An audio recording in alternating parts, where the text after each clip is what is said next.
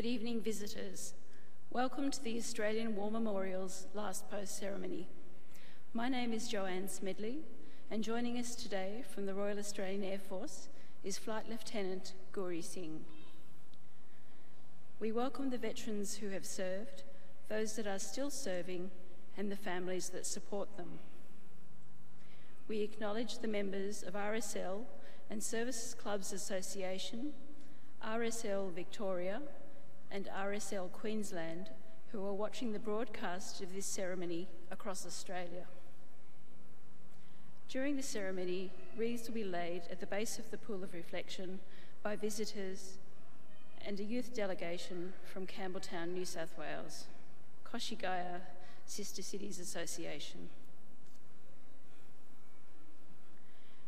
The Australian War Memorial was the vision of Charles Bean, Australia's First World War official historian. Bean landed with the Australian troops on Gallipoli and stayed with them at the front through to the end of the war. The idea of this national memorial and museum came to him at Pozières, France, in the depths of the bloody fighting of 1916. Bean's idea was that this would be a place where families and friends could mourn loved ones buried in faraway places.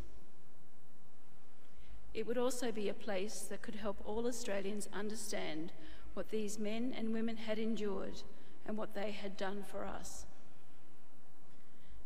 Bean's vision, to which we remain true, is best expressed as inscribed in the entrance to the memorial's galleries. Here is their spirit, in the heart of the land they loved, and here we guard the record which they themselves made. Tonight we will read the story behind just one of those on the Roll of Honour, which lists the names of more than 102,000 men and women who have given their lives for us in war and operations for more than a century. But first we present a lament, Flowers of the Forest. Wreaths or floral tributes will now be laid at the base of the Pool of Reflection.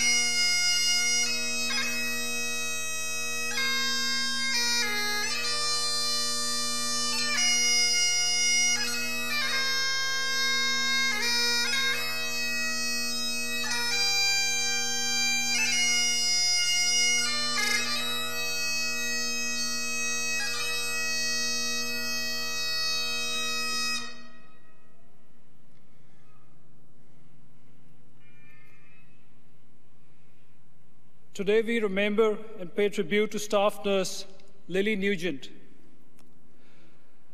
Lily Elizabeth Nugent was born in 1881 in Wagga Wagga, New South Wales, to William and Honora Nugent. Her father was a farmer and a long-time resident of the area, having settled in 1846, 3 years before Wagga Wagga was proclaimed a town.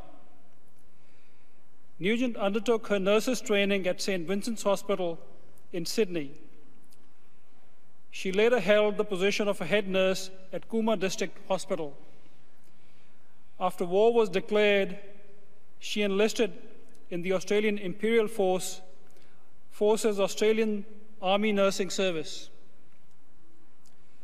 More than 3,000 Australian civilians, nurses, volunteered for active service during the First World War.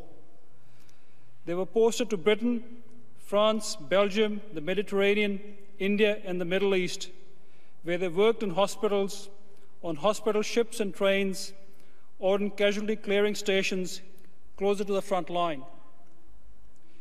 Nugent, however, was not sent abroad. She was attached to the Camp Clearing Hospital at Enoggera in Brisbane, where she nursed men who had returned home wounded or with ongoing illness.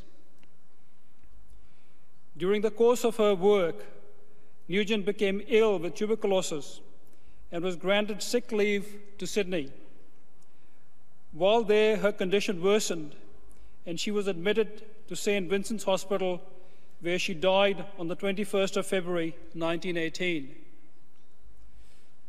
Staff Nurse Nugent was buried at Rockwood Cemetery with full military honours. According to newspaper reports, she was the first woman to be accorded a military funeral in New South Wales. Her name is listed on the Roll of Honour on my right, among more than 60,000 Australians who died while serving in the First World War. A photo of her headstone is displayed beside the pool of reflection.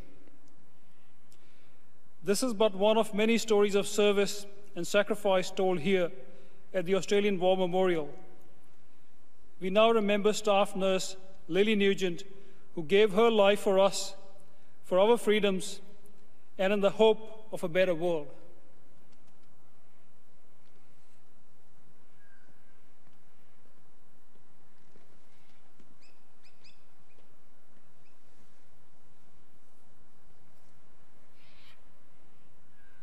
They shall grow not old, as we that are left grow old. Age shall not weary them, nor the years condemn. At the going down of the sun and in the morning, we will remember them. We will remember them.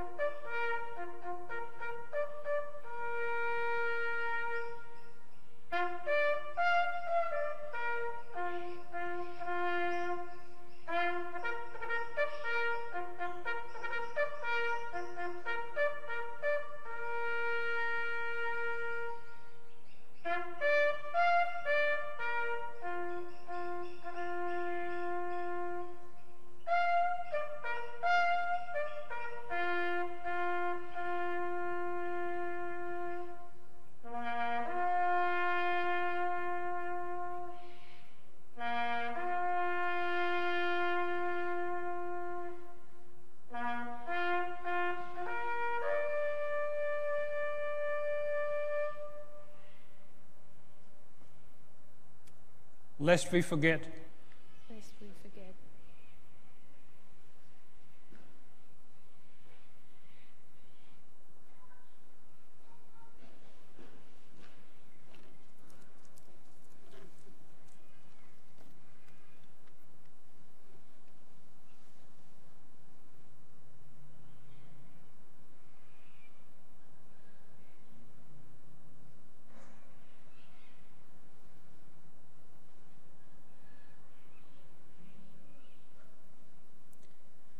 We leave you this evening with the words of the memorial's founder, Charles Bean. Many a man lying out there at Pozières or in the low scrub at Gallipoli, with his poor, tired senses barely working through the fever of his brain, has thought in his last moments, well, it's over. But in Australia, they will be proud of this. Ladies and gentlemen, that concludes the last post ceremony. Thank you for visiting the Australian War Memorial, and good evening.